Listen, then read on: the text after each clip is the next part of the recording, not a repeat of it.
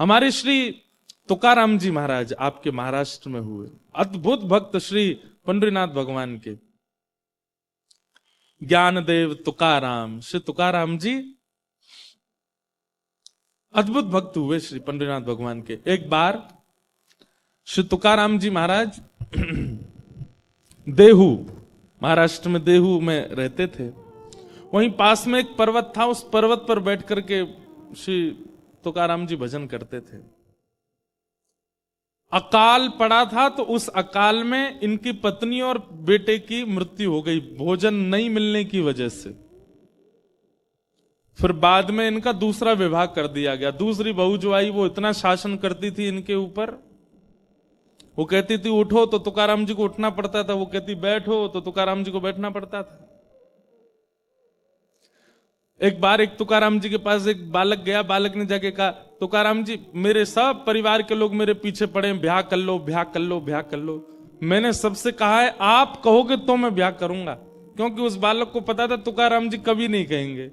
भाई दूध का जला छाछ भी फूंक फूंक के पीता है, और वो तुकाराम जी खुद इतनी पीड़ा में हैं, वो किसी और को पीड़ा में क्यों डालेंगे।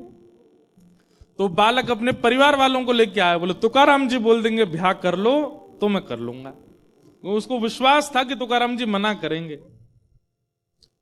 सब परिवार के लोग आए, बोले आप बोल दीजिए, ये ब्याह नहीं कर रहा है, इतने दिन हो गए, आप बोल देंगे तो इसका ब्याह हो जाएगा। बोलता है आप बोल दोगे तो फिर ये ब्याह कर लेगा। तुकाराम जी बोले निश्चित अभी इसी वक्त इसका ब्याह कराओ। बालक बोला तुकाराम जी ये आप ईर्ष्यावश बोल रहे हो ना, आप ये चाहते हो कि जो पीड़ा आपको हो रही है वो मुझे भी हो। तुकाराम जी ने उसको उठा, इधर बैठ, क्या बात है।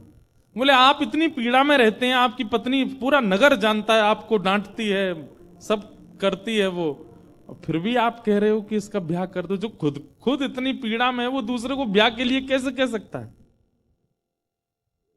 इतनी प्रतिकूल पत्नी आपकी, फिर भी आप बोलते हो। तो तुकाराम जी बोले देख एक मेरी बात सुन, देख अगर अनुकूल पत्नी आ जाए, जैसा तू है वैसी तेरी पत्नी आ जाए तो फिर कोई दिक्कत नहीं है, तू भी भजन करना वो भी भजन करेगी।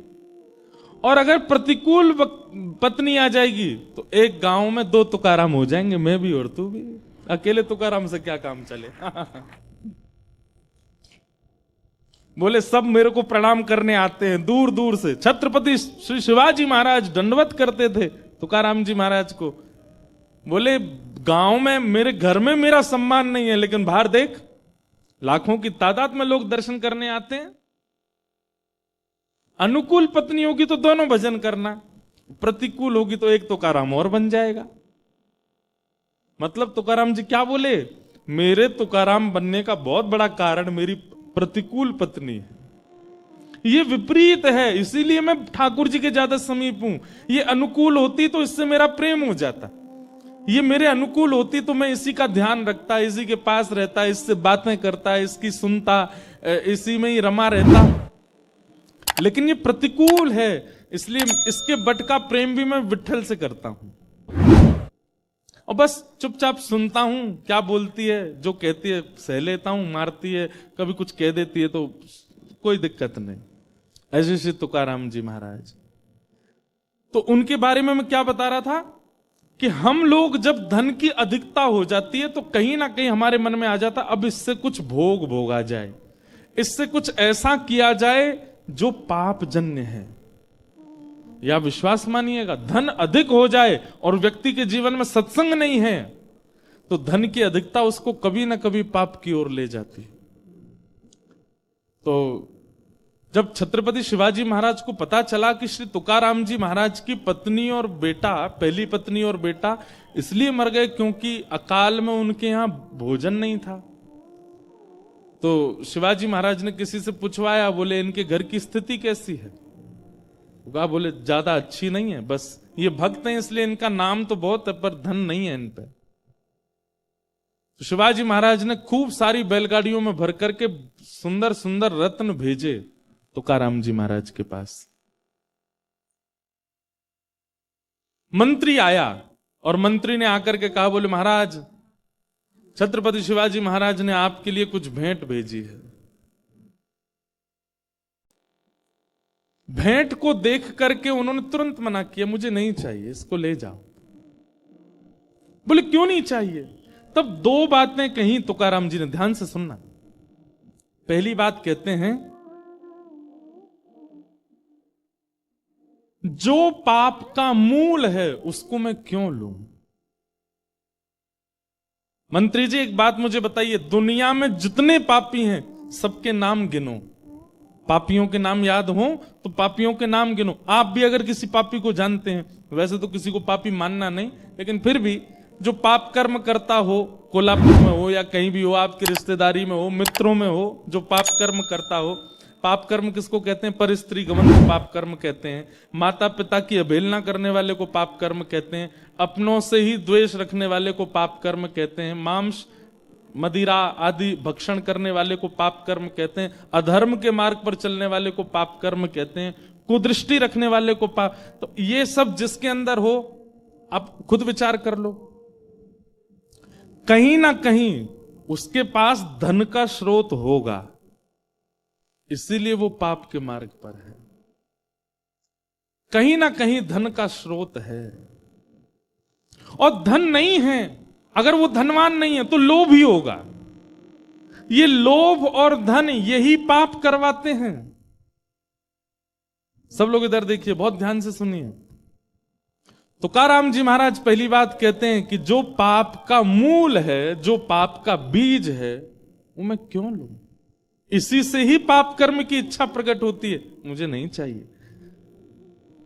लेकिन तुम ज्यादा निवेदन करोगे तो दूसरी बात सुनो। बोले क्या? जिसको विठ्ठल रूपी रत्न मिल गया उसको अब संसारी रत्न की आवश्यकता नहीं। जिसको साक्षात श्री कृष्ण रूपी रत्न मिल गया, पायो जी मैंने नाम रतन धन पायो, पायो जी मैंने नाम रतन धन पायो। वस्तु अमोलक दी मेरे सद्गुरु, वस्तु अमोलक दी मेरे सद्गुरु, वस्तु अमोलक दी मेरे सद्गुरु, वस्तु अमोलक दी मेरे सद्गुरु। पायो जी मैंने नाम रतन धन पायो, पायो जी माने नाम रतन धन पायो। जन्म जन्म की पूंजी पाई, जन्म जन्म की पूंजी पाई, जन्म जन्म की पूंजी पाई, जन्म जन्म की पूंजी पाई। जग में सभी कुमायो, जग में सबहि कुमायो। पायो जी मैंने नाम रतन धन पायो, पायो जी मैंने नाम रतन। और कैसा है ये धन? खर्च ना खूटे, चोर ना लूटे, खर्च न खूटे, चोर न लूटे। दिन दिन बढ़त सवायो, दिन दिन बढ़त सवायो। पायो जी मैंने नाम रतन धन पायो, पायो जी मैंने नाम रतन धन पायो। मीरा के प्रभु गिरधर नागर, मीरा के प्रभु गिरधर नागर। गाओ। मीरा के प्रभु गिरधर नागर, मीरा के प्रभु गिरधर नागर। हरस हरस जस गाय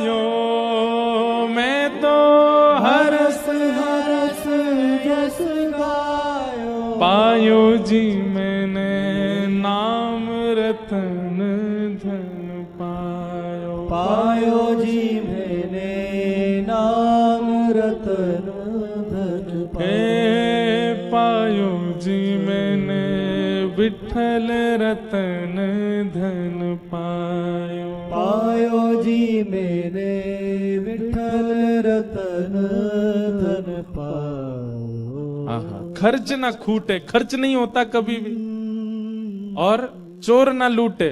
चोर दुनिया की सब सामग्री लूट ले जाएगा, पर ठाकुर जी का प्रेम कैसे लूटेगा हमारे हृदय से? पायो जी मैंने नाम। तो श्री तुकाराम जी महाराज सेनापति से बोले कि भैया, पहली बात तो ये पाप का मूल है, इसको मैं रखूंगा, कहीं ना कहीं पाप मुझसे बनेगा। और दूसरी बात, जब विठल रूपी रत्न मिल गया तो फिर ये संसारी रत्न की क्या आवश्यकता है, इसको ले जाओ। और लेकर के सेनापति वापस आए तो छत्रपति शिवाजी महाराज अचंभित हो गए। एक वस्तु नहीं ली उन्होंने। समय निकाल करके अब शिवाजी महाराज गए तुकाराम जी के पास देहू, और जाकर के दंडवत किया। बोले कि आपके इस त्याग को, आपके इस समर्पण को, आपके इस विरक्ति भाव को मैं दंडवत करता हूं भगवान, मुझे आप शिष्य स्वीकार करो। आप सोचोगे धन नहीं लिया, शिवाजी महाराज को शिष्य तो बना लिया होगा, नहीं, वो भी नहीं किया। तुकाराम जी महाराज बोले, भगवान देखिए, आप पूरे राष्ट्र का गौरव हैं, आपकी वजह से हम संत महापुरुष प्रेम से भजन कर पा रहे हैं शिवाजी महाराज, पर आपका गुरु मैं नहीं हूं। वहां भी त्याग किया। हम आप में से कोई होता तो कोई छोड़ता? बोले अच्छा है। आज के प्रधानमंत्री समझ लो, अगर वो आ जाएं आपके घर तो आप मना करोगे? नहीं। लेकिन तुकाराम जी मना कर रहे हैं। तुकाराम जी कह रहे हैं मैं आपका गुरु नहीं हूं, आप तो वन में जाइए, वन में आपके गुरु आपकी प्रतीक्षा कर रहे हैं, समर्थ गुरु रामदास, वो आपके गुरु, उनके पास जाओ। दीक्षा और गुरु रूप में समर्थ गुरु रामदास को स्वीकार किया छत्रपति शिवाजी महाराज ने, पर वे तुकाराम जी के प्रति भी गुरु भाव रखते थे। इतना बड़ा त्याग। मैं एक बात अपने जीवन में, अपनी कथा में कहा करता हूं कि भैया, ठाकुर जी जीवन में आएंगे ना, एकला चलो रे, अकेले रहने का बहुत मन करने लगेगा। बहुत धन की कामना, बहुत संबंधों की कामना, बहुत नाम यश कीर्ति की कामना आप नहीं करोगे। भले ही अपने आप हो जाए आपकी कीर्ति, वो बात अलग है, पर आप बहुत सब चीजों से बचने का प्रयास करोगे। बहुत ज्यादा एक एकांत प्रिय लगने लगेगा। रखोगे नहीं, बांटोगे, लुटाओगे।